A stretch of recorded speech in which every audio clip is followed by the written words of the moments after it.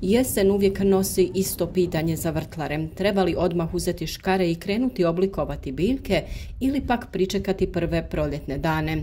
Najveća greška koju mnogi naprave je upravo ta žurba. Orezivanje u jesen otvara rane koje biljka nema vremena zatvoriti prije zime, a hladnoća i vlaga tada rade svoje. Rezultati se često vide tek na proljeće, kada biljka kreće slabije ili postaje podložna bolestima. Ipak, iskusni vrtlari znaju jednostavno pravilo. U jesen čistimo, u proljeće oblikujemo. Naime, to znači da je sada vrijeme da uklonimo sve što je bolesno, suho ili polomljeno, jer upravo ti dijelovi predstavljaju opasnost. Mogu postati leglo bolesti, zimovalište štetnika ili skladište spora gljivica koje se prvim toplijim danima šire po cijelom vrtu ili voćnjaku. Ako to propustimo, cijeli trud koji ulažemo u proljetnu rezidbu može biti uzaludan. Primjeri iz vrta govore sami za sebe. Vinova loza sada može dobiti tek lagano prorjeđivanje. Uklonimo stare loze ili višak zelenih izdanaka, dok glavna rezidba čeka kasnu zimu. Maline i kupine su zahtjevnije. Izdanci koji su donijeli plod ove godine sada se režu do zemlje, kako bi mlade grane imale dovoljno prostora i svjetla. Ukoliko se radi o jednogodišnjoj malini, ona se potpuno reže do kraja, skroz do zemlje, ali to se radi nešto kasnije, tamo u oktobru, kako bi svi sokovi spustili se nazad u korijenje i biljka krenula sa rastom kada bude vrijeme. Ribiz i ogrozd zahvalni su na prorjeđivanju jer im to osigurava prozračnost i smanjuje rizik od bolesti, dok orah i lijeska čekaju svoj red tek nakon potpunog opadanja lišća, to jest kraj februara. I ukrasno bilje ima svoje zahtjeve. Ruže, penjačice i grmolike ruže sada se mogu očistiti od suhih izbojaka i precvalih cvjetova, no pravi oblik dobiti će tek u proljeće. Lavanda se u ovo doba samo blago skraćuje da zadrži svoj oblik, dok hortenzije, metličaste i drvolike oslobađamo od tankih grana i starih cvatova.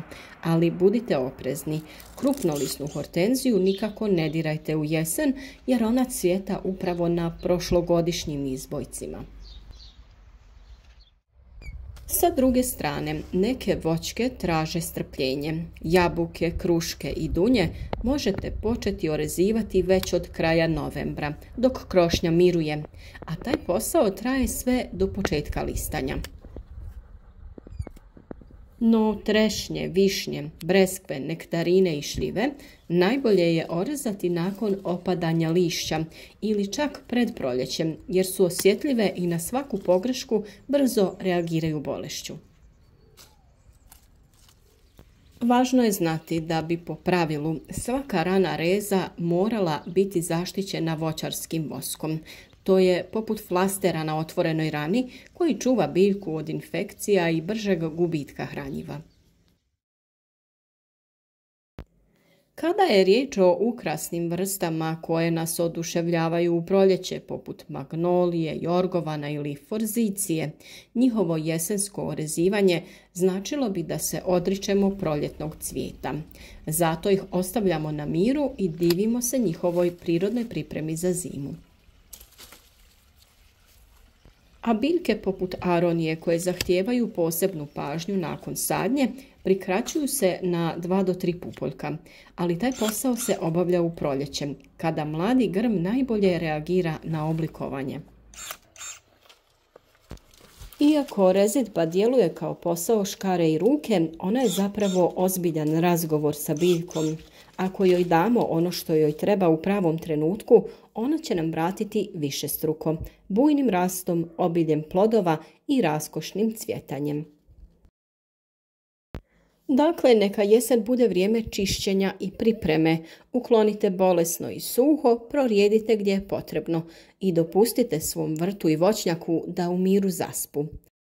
Na proljeće će vas dočekati zdravi i snažni, spremni da vas nagrade za strpljenje. Naravno da ćemo mi ove teme odraditi u pravo vrijeme, obavijestiti vas kada i kako se pojedina voćka ili cvjetnica treba orezati, oblikovati, zaštititi i prihraniti. Zato ostanite s nama i ne propustite ni jedan koristan savjet. Podržite naš rad sa lajkom ispod videa, a u komentarima podijelite vaše iskustvo.